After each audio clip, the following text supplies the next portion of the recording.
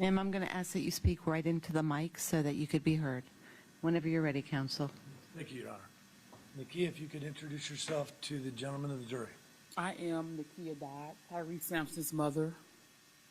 Nekia, I know that Nekia, your daughter, was in the courtroom earlier. Did she go back to the hotel?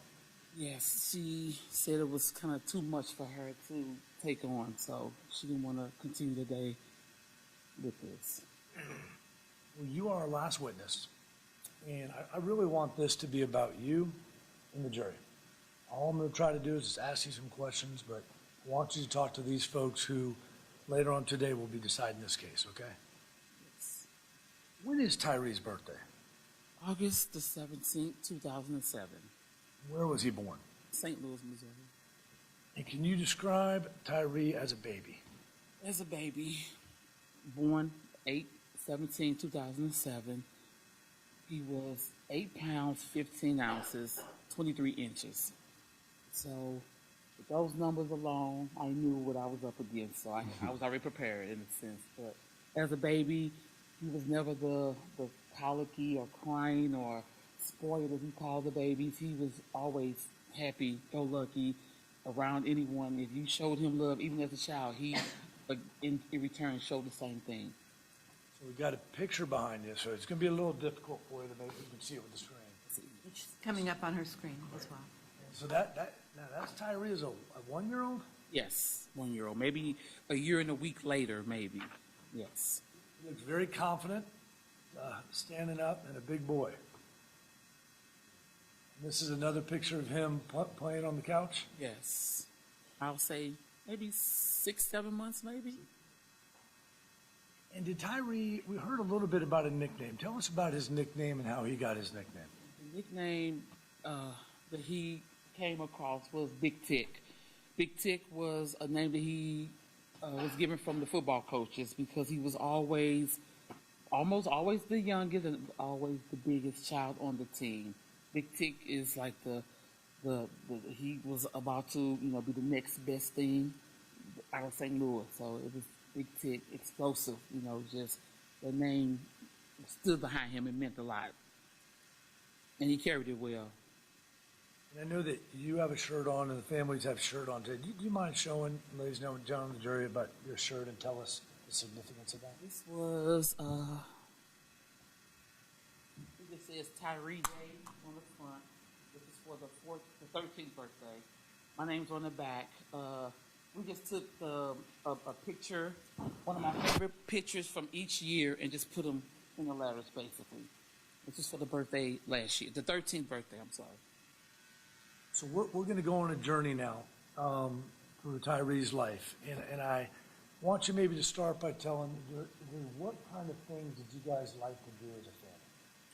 As a family, we try to, well, as far as me and my kids, we definitely did a lot of activities together. We were, picture here, carnivals, any outdoor activities, sports, anything that will acquire or will allow all of us to engage. I tried to make sure we all was able to participate in some form, shape, form, or fashion. His main thing was outdoor. Anything outdoors, he loved it. This is his club picture, as he called it. He had a friend that acquired some event space, and he had a son that was a DJ. He was practicing or learning to be a DJ. They had like a sports, I guess like a little sports area, pool table, darts, this type of thing. Something for the young kids to do on the weekend instead of out doing something terrible. Tyre called this the club that he attended every Saturday on a regular basis, and this is one of the outfits that he wore to go to the club, as he called it. So anything that people and outdoors, that's what he was about. How old was he when he was pretending to go to the club picture? I'll say 11. 11. And I think a theme we've been talking about is he is a big 11-year-old. Yes. Yes. I know this picture is very special to you. This is, tell the ladies and gentlemen of the jury about this picture. This is the picture, my last picture that I had of him with the family. The family's cropped out, but this is the last picture. This is the only picture that my son is smiling on. If you guys pay attention to the rest of the pictures, he does not smile at all. And this was the last picture that I took of him, and was able to capture a smile with that. And I want to go look, we've talked a lot about middle school. We've heard, both from Jemez and Yarnell, just the type of kid he was to others, not just himself, but how he was to others in middle school. And how would you describe him with his classmates and teachers? This is City Gordon, the school he last attended. He was always a leader, always a leader. Every child that he came across looked up to him. They loved him. He was so smart and intelligent that he was always done with the work assignments, always on time. That the teachers kind of appointed him as a tutor in a sense, because grades was phenomenal. Everything was already turned in.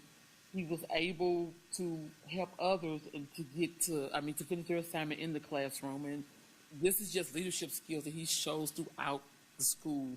Any class, this is a home ec class. They were cooking. Anything that he touched, he mastered anything. This is a science. This is the home class here. This is like a science project. They're preparing for the science project.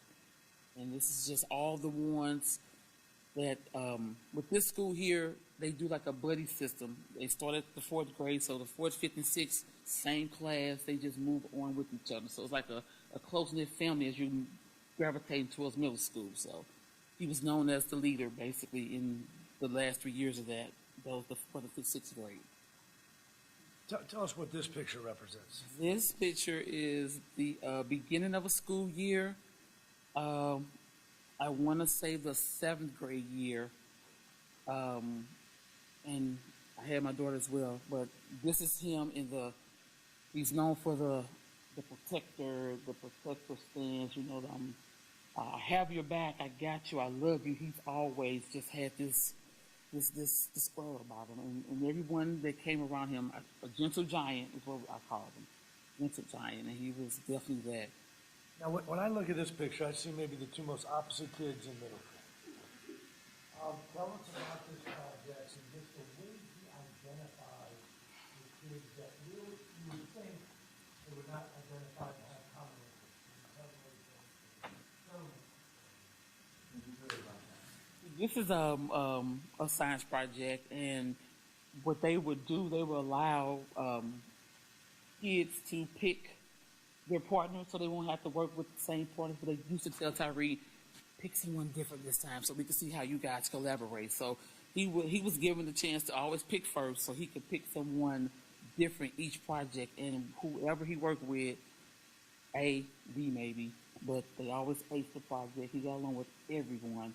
Again, grades, we didn't bring anything less than a C. And with the C, he was heartbroken with the C, so he wanted straight A's, but definitely A's and B's. C, a time or two other than that, but yeah. So, we've heard, I think, an opening in other parts of the tribe, just his interest in the arts and also in science. And so tell us about this picture, but also tell us generally how we're going to hear about football. We're going to obviously talk about football, and how he was just so well-rounded in these other areas. He was good in everything. Anything he touched, like I said, he mastered. This is the Science Center in St. Louis.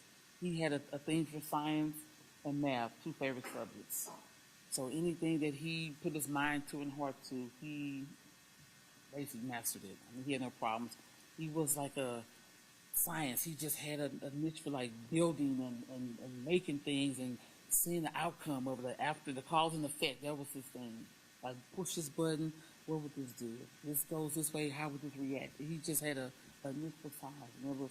I was surprised. I really was. So I want to talk about basketball. The middle school that he went to before Tyre was there a basketball team? It was not a basketball team. The school he went to was again City Gordon, and they didn't have anything, I believe, but a soccer team. Tyre was into football and basketball, so he basically persuaded the gym teacher to establish a basketball team. And she was like, "Oh, we're not going to have any kids that want to do it." no, let's just stick to what we got. And he was like, no, I can get some kids for you. Just give me a week or two. I can get some kids. And he got the kids. This is the first basketball team that City Gordon acquired because of Tyre Sampson. And did he go to different teachers to try to get them? It was two teachers. It was Miss Anderson and Mr. Pat. And those were he knew anything that he asked for, they would do it. Those was his go-to buddies. And Miss Anderson is the one who established the team, and that's her on the picture. And Mr. Pat was the one who told Tyree to go back to Miss Anderson to get it approved because he didn't want any parts of it, but he knew it was going to go through. And from this day forward, they have a basketball team every year because of Tyree. Let's talk about that. Is that the jersey that after this tragedy occurred that they made for him at the school? This is the jersey they made after my son had passed because they knew from that moment they were going to have a basketball team every year from that. And this is the jersey that they made for him. And it's up in the hallway when you walk in the door. It's up there with the other teams the ones that came after Tyree. We've heard a lot about football. And so I want to talk about, first one we'll go back in time, but we know that at the time of this incident, he was traveling with one of his football coaches. And did he play on an elite football team that traveled all over the country? And can you tell the ladies and gentlemen about that? The team was St. Louis Bad Boys. SCL Bad Boys is what we call the team. And this team was established by, I think his name is Ornod Jones. He was a very well-known coach, did whatever for those boys to get them to travel. We're talking about California, Nebraska, Texas, literally all over to play different teams. And this was the first time that this team here allowed my son to go to different states and travel and see new things, and all while playing basketball. This isn't elite. This is not you go out and you play rec ball. This is the best of the best, playing the best of the best in California, the best of the best in Texas, Florida, all around the country. Is that right? Yes. Is that how you all started hearing the interest of, even at a middle school level, of college coaches and obviously high school coaches? When he hit 8th grade is when we started hearing high school first, and then we had a couple of college coaches that were reaching out to us because of the high school, basically. But he was only in the 8th grade and had a lot of college coaches already knocking on the door like, who is this kid? I've seen him at STA. I'm just trying to get a little more information. He was on his way. He was definitely on his way. This is the first picture for the game, first one of the games at SCL Bad Boys, and he just wanted to get the photo done. And where was he going to go to high school? Did you already have plans for that? And tell us a little bit about that high school. The high school was going to be Eastside High. Actually, to back it up, it was going to be Cardinal Ritter. It was going to be Cardinal Ritter, depending on where I was living. That's how that came to play. Cardinal Ritter was the first one that reached out because they would go to the games and see him play and was like, okay, let's see what we got going on. When we denied Cardinal Ritter, we then went to Eastside. Eastside is the one that started getting him for conditioning and picking him up from the school to, he was going to practice as an 8th grader with high schoolers. So they definitely saw the potential in him at an early age. He was supposed to start 9th grade, which is the year he passed, of course. Supposed to start that following year, so they had him early to what they call the conditioning part, and that was the school that we went with, Eastside High. This is when he's starting out? This is when he first started out. How old is he in this picture? He was 5 on this picture. How much did he love the game? I really want you to tell this jury, the Tyree jury, how much did he love sports football? Tyree loved, that's him in the back, all the way in the back, always the biggest one. But this was the Hurricanes. Tyree loved the football. He would eat, sleep with the football. School, he'd come home. Where's the football? And he'd probably get me to come out, throw the ball with me. I'm like, I wish I had a brother or something younger that will run with you. But football was the thing, and he had claimed that at a very, very early age, that he was going to be an athlete. This is the picture. That's the coach, Coach Jones at the bottom. the one that did sponsored all the trips for the traveling and everything. They were playing states for STL Bad Boys. Can you tell who's in this picture with? This is two of the ones on the outside are two of the closest friends. One that I don't know. This one here, Leon Howard. That is the one that was with my son when his life was taken from him on a ride. So Leon, so if I'm looking at this, he's on the right. He was the boy that was next to Sorry. His father was one of the coaches. Yes. Is that Tyree's? This is one of the signature pictures they have. It's a group in St. Louis called Under the Radar. They just different, I guess photographers come to different games and they just capture good pictures of the boys playing. And they caught him coming onto the field. And this was the one that really got him recognized, from coaches and other schools, because this is just like a bold statement, a bold picture. Like, I'm here, I came to play. We all might have dreams as a young kid of playing professional football, but when you look at this picture, you look at this size and the interest as an 8th grader from college coaches, was that his goal?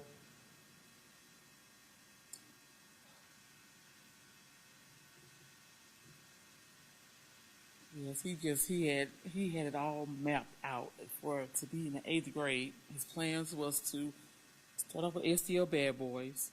From there, they would go to Eastside High. From Eastside to Alabama for the college, and the NFL team was going to be left in the air depending on who was doing the best in the season. I guess when it came time for him to go to college, but he had it mapped, like literally mapped. Him and Leon had like a pact basically. We're going to do everything together. STL Bad Boys. From STL Bad Boys, we're going to go to Eastside. From Eastside, we're going to go to Alabama. Alabama, we're going to the NFL. We know that for a fact, but the team was just question mark, basically.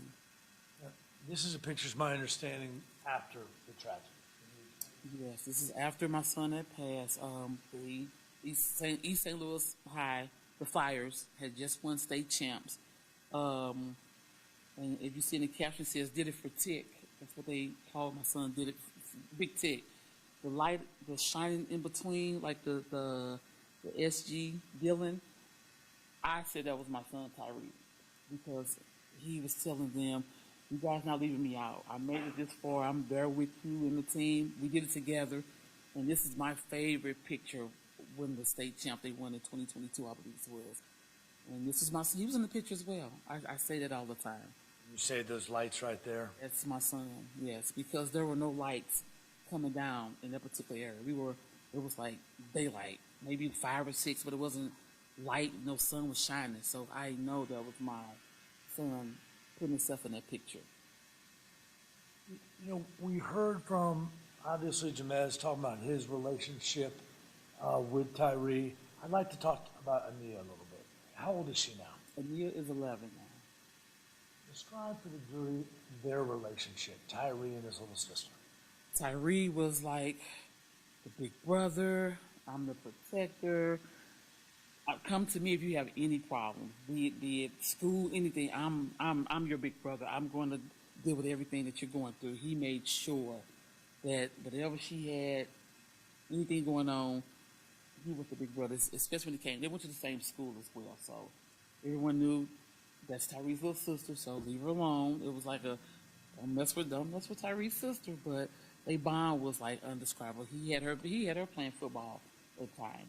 He just made sure that she stay on the right track, get those good grades. Like, follow me, I get good grades. You should do the same. That was his motto to her. You should do the same.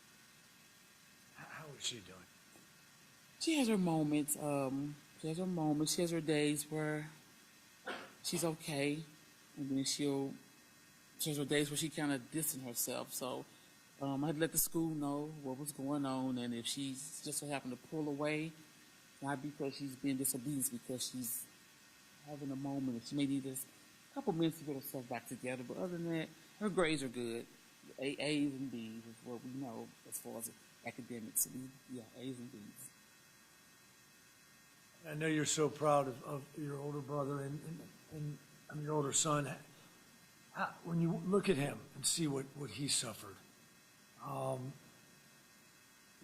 does that affect this whole this family dynamic? It's gut wrenching. It's devastating that for a kid that was not, out here doing anything reckless, to lose your life for negligence is undescribable. I mean, to lose a child regardless is undescribable.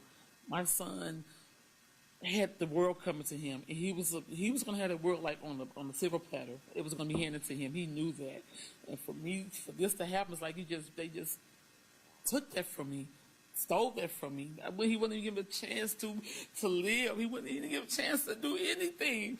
They robbed me. They robbed him. They robbed us. I'm left with memories like, what would he be doing? Well, how would he look? I mean, that's unfair. It's unfair. It's unfair, especially the kind of kid he was. It's unfair. If you need to take a second. No, I'm okay. I know we've heard about why he was in Orlando. I don't want to go through that. We've heard he was with the Howard family, and if you can you talk to the jury when you got that call? He was gone. Supposed to be a 3-day trip. He left on the 21st. I'm sorry, he left on the 22nd. He left on the March 22nd. I had just talked to him. March the 22nd, I talked to him. And he always checked in with me to tell me, Mom, I'm here. Mom, I'm doing this. Mom, look at this hotel room. Look at the pool. I mean, I had pictures throughout the trip. He had texted me at 11 o'clock that morning and told me, best view in the world. It was a picture of a pool, and he's looking out down at the pool. And when he sent me that picture, I immediately attached the song to him because his favorite rapper was Rod Wave. So I immediately attached one of Rod Wave's songs to the picture, and I posted on Facebook. And the name of the song was Already Won. So we're saying, you already got this. This is yours. Whatever you want is going to be yours. Just to get a call 12 hours later to say my son was gone. And they didn't even, to be honest, wasn't even told he was gone. I was told he was hurt badly. He was hurt badly. That's what I was told. So I'm in St. Louis. My son's in Florida. Imagine getting a call that your son is injured. You cannot touch him.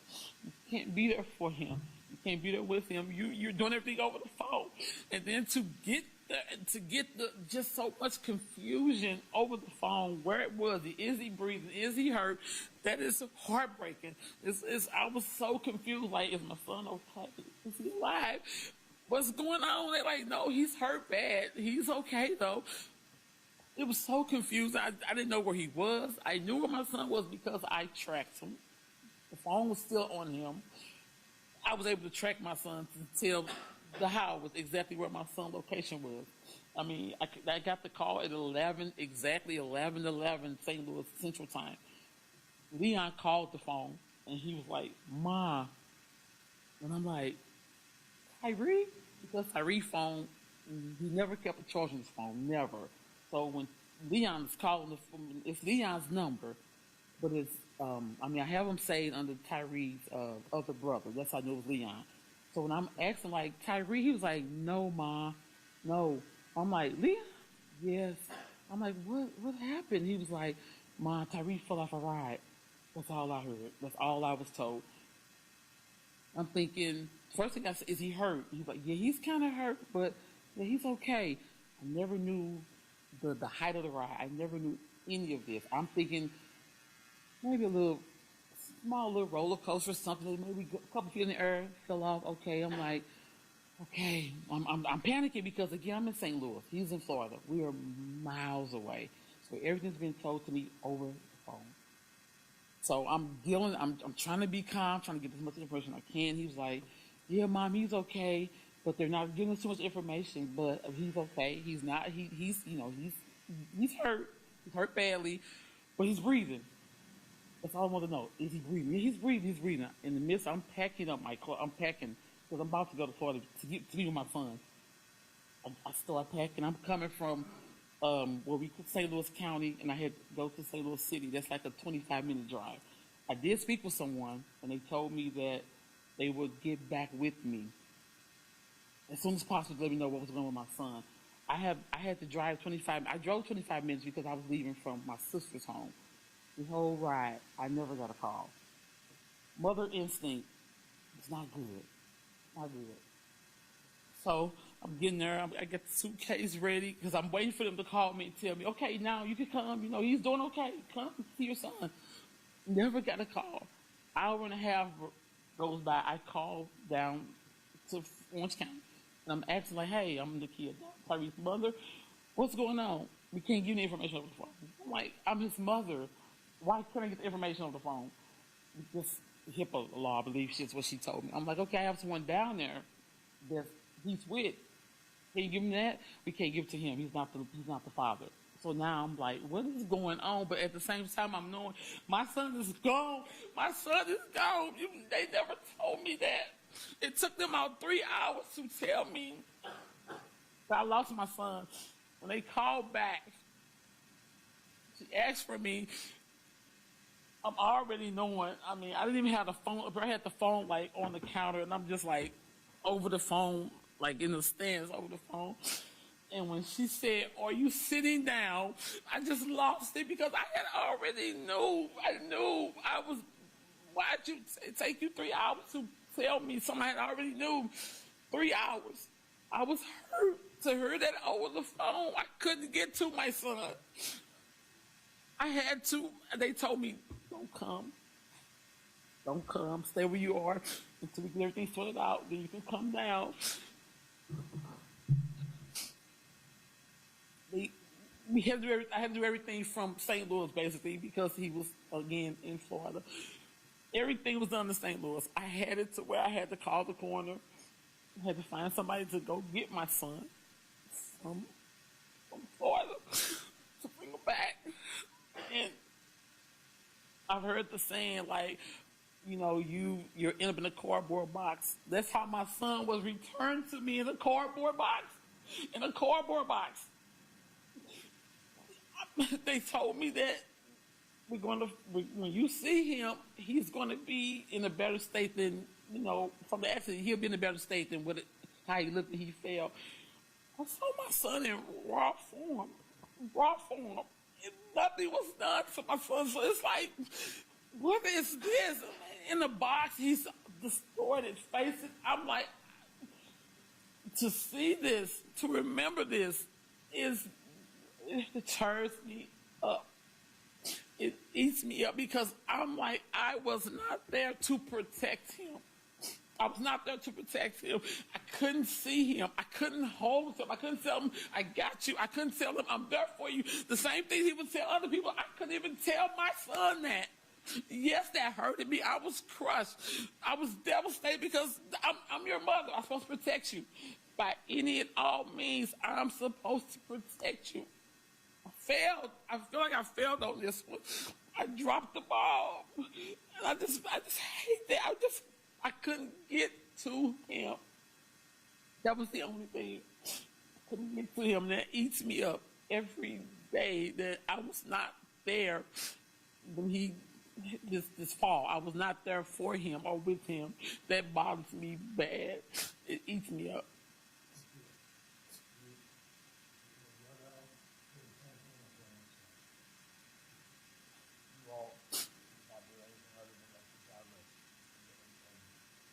I want to talk and have you address this before we go into this case. Think of the wonderful, wonderful young man that you raised. Know that his room has a special place to you. And we have a short video that I'll show the jury. We'll conclude, okay? This is his room, and you narrate a little bit, so we'll play it a little bit, and then I'll ask you a question.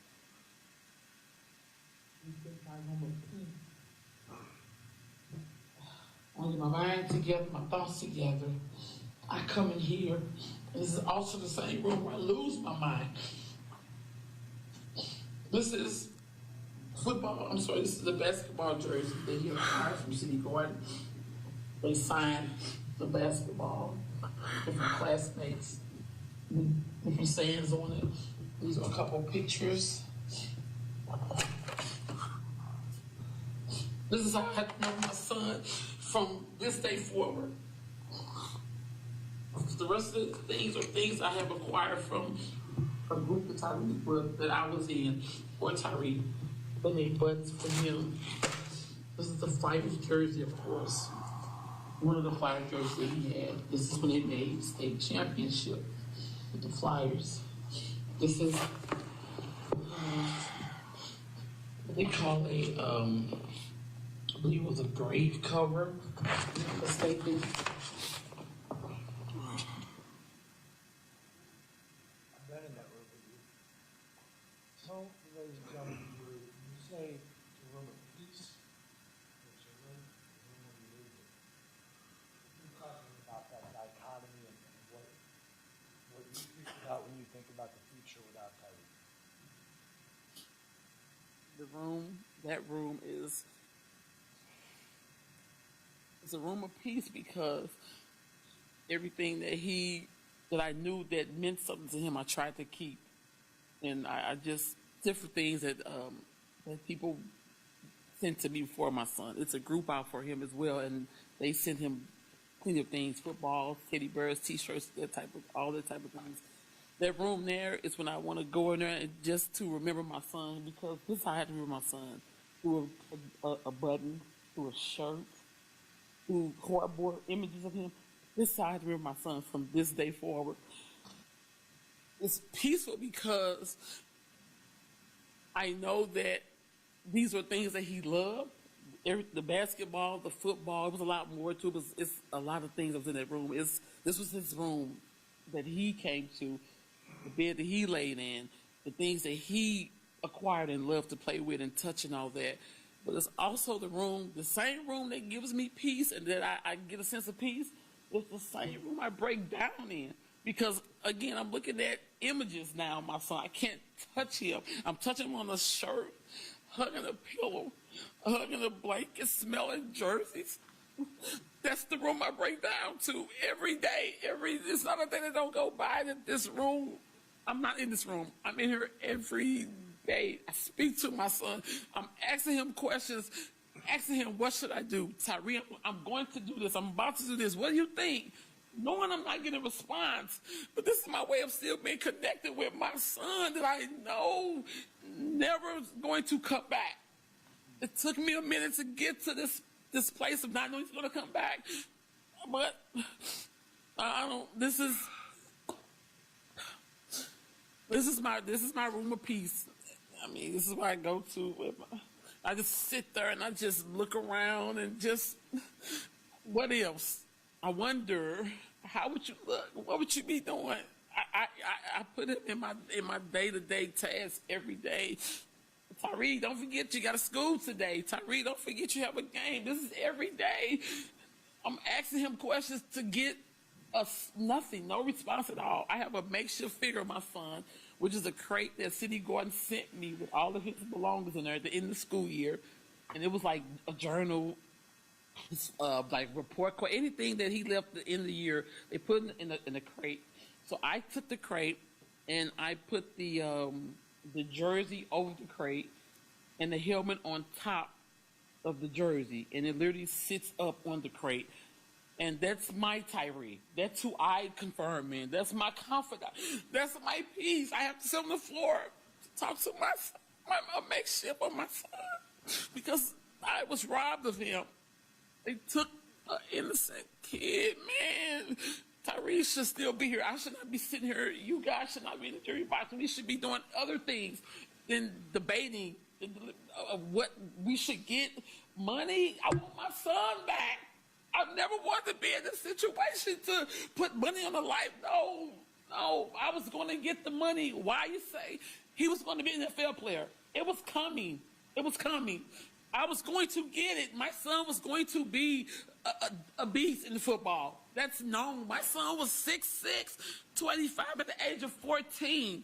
He was winning the same as the Eastside High senior that was coaching him. My son was going to he was going to be known. So all this deliberating money, I don't want this. I want my son back. And I would love to rewind, go back to March the 22nd, where he had just taught Mom, I'm living my best life. I love it here. I want to go back to that. I want to go back. I don't want to have to wake up and go through my phone and on Facebook looking at memories. Why? Why am I cry? Why? Why?